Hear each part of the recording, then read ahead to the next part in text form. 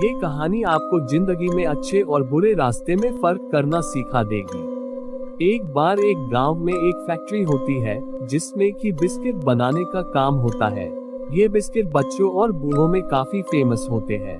रात के समय सभी फैक्ट्री से काम करने के बाद निकलते हैं और सारी लाइट बल्ब बंद करके जाते हैं।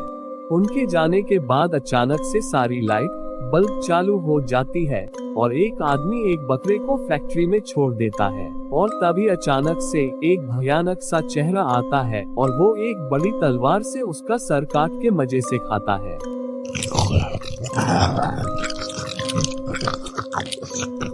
बाहर बैठे सिक्योरिटी गार्ड्स भी कुछ नहीं करते क्योंकि उनके लिए ये सब रोज का ही होता है। एक बकरा हर रात फैक्ट्री में भेजा जाता है मगर वो कहाँ जाता है कुछ नहीं पता। यार ये फैक्ट्री इतनी बड़ी है मगर लगता है यहाँ कोई साया है। यह अमीर लोगों के पास जितना पैसा होता है उतनी ही मुसीबत होती है। अच्छा है हमारे पास कम पैसे हैं मगर हम खुश हैं। हाँ सच कह रहे हो तुम। अब 2 दिन बाद पूर्णिमा है और हर साल इस दिन फैक्ट्री के मालिक आते हैं और इस फैक्ट्री में रात बिताते हैं और इस बार भी आएगा। मुझे तो लगता है जादू टोना करके ही इतना बड़ा आदमी बना होगा। अब 2 दिन बाद फैक्ट्री का मालिक आता है। उसका नाम अमित है। वो सभी कर्मचारियों को इज्जत देते हैं। वो दिल के काफी अच्छे हैं मगर कुछ राज ऐसे हैं जो शायद किसी को नहीं पता। अमित विदेश में रहते हैं और हर साल पूर्णिमा के दिन आते हैं और इस दिन ये गरीबों को खाना देते हैं, कपड़े देते हैं और सभी कर्मचारियों के लिए अच्छे पकवान भी बनाए जाते हैं।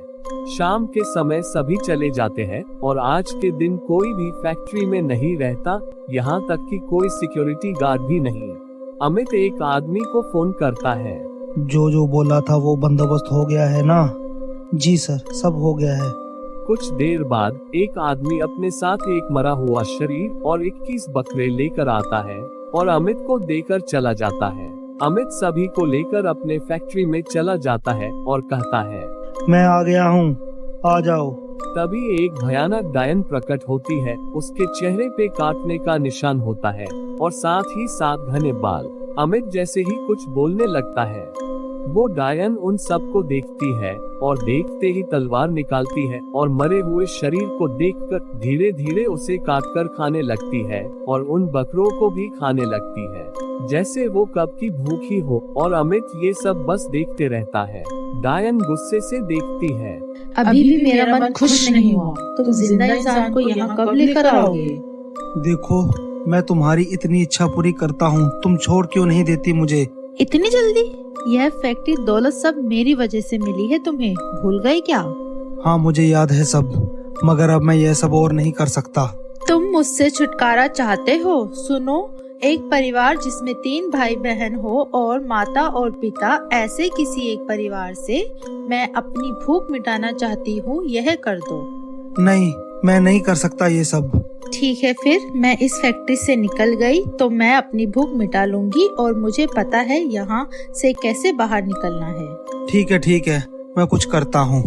अमित नीचे मुंह करके उदास खड़ा हो जाता है और सोचने लगता है, जब वो इस शैतान से मिला था वो समय उसके लिए बहुत कठिन था। अमित के पिता की मौत हो गई थी। कुछ समय बाद अमित ने अपनी माँ के साथ काम करना शुरू किया और वो कोशिश करता था अपनी माँ को आराम दे सके। पर कुछ समय बाद उसकी माँ की सेहत बिगड़ने लगी और वह माँ के इलाज के लिए इधर उधर भटकने लगा, लेकिन किसी ने उसकी मदद नहीं की। वह उदास होकर एक पेड़ के नीचे जाकर बैठ गया और ऊपर वाले को कोसने लगा। तभी आवाज आई, मैं तुम्हारी मदद करूँगी। कौन बोल रहे हो तुम? कौन है ये? मैं इस पेड़ से बोल रही हूँ। मगर पेड़ कैसे बोल सकता है? मैं जादुई पेड़ हूँ और मैंने तुम्हारी सारी समस्या सुन ली है और मैं इस समस्या को हल कर दूंगी। पर तुम ये कैसे करोगी? इसके लिए तुम्हें एक काम करना होगा। तुम्हें एक बकरे को जंगल की गुफा में ले जाकर उस पे अपने कुछ खून की बूंद डाल देना और फिर उसकी बलि देनी होगी और उसकी आंखें निकालकर इस पेड़ के जमीन के नीचे गाड़ देना। मगर बकरा लेने के पैसे मेरे पास नहीं हैं। तुम पेड़ के नीचे खोदो, देखो तुम्हें कुछ सोने के सिक्के मिलेंगे। अमित ऐसा ही करता है और वो काम पूरा करता है। अब अगली सुबह डायन अमित को उठाती है और कहती है, उठो और जंगल की नदी के किनारे जाओ। अमित ऐसा ही करता है और उससे खजाना मिलता है। वो उस खजाने से अपनी माँ का इलाज करवाता है और जादुई पेड़ को धन्यवाद कहता है। अमित नहीं जानता था कि वो एक डायन है। कुछ समय बीतता है। अमित और उसकी माँ की जिंदगी अच्छी बीत रही थी। एक दिन अमित खाना खा रहा होता है और वो सोचता है, ये मांस, चिकन, मछली तो मैं खाता नहीं था, फिर ये यहाँ कैसे आ गई? वो खाने को दूर करता है और तभी वो डायन कहती है, ये मैं खा रही हूँ। अमित घबरा गया और उसने पूछा, तुम कौन हो और कहाँ से बोल रही हो? ये मैं हूँ जादुई पेड़, तुम्हारा आधा शरीर मेरे कब्जे में है। मगर तुम तो अच्छी थी, तुम सबकी मदद करती थी। नहीं, ये बस एक चाल थी और तुम फंस गए। तुम मेरे साथ ऐसा मत करो। अब कुछ नहीं हो सकता है। तुमने जो विधि की थी उससे मैंने तुम्हारा आधा शरीर कब्जा कर लिया। मुझे छोड़ दो। और क्या चाहिए तुम्हें? मैं तुम्हारे शरीर को छोड़ दूंगी, मगर उसके बदले मुझे रोज कुछ मांस खाने के लिए चाहिए। ठीक है, मैं दे दूंगा। और भागना मत, भाग नहीं सकते तुम। अमित ने एक फैक्ट्री बनाई और वो डायन उसी में रहने लगी और अमित अपनी माँ के साथ विदेश चला गया और हर साल यहाँ आकर शैतान को खुश करने के लिए अलग अलग मांस देता। मगर इस बार शैतान को पूरा परिवार चाहिए। मैं ये नहीं कर सकता, अपने आप को मार लूंगा, मगर मैं किसी बेगुनाह को नहीं मार सकता। मेरी माँ ने मुझे सिखाया है, दूसरों का खुशी से घर भरना चाहिए, ना कि दुख से।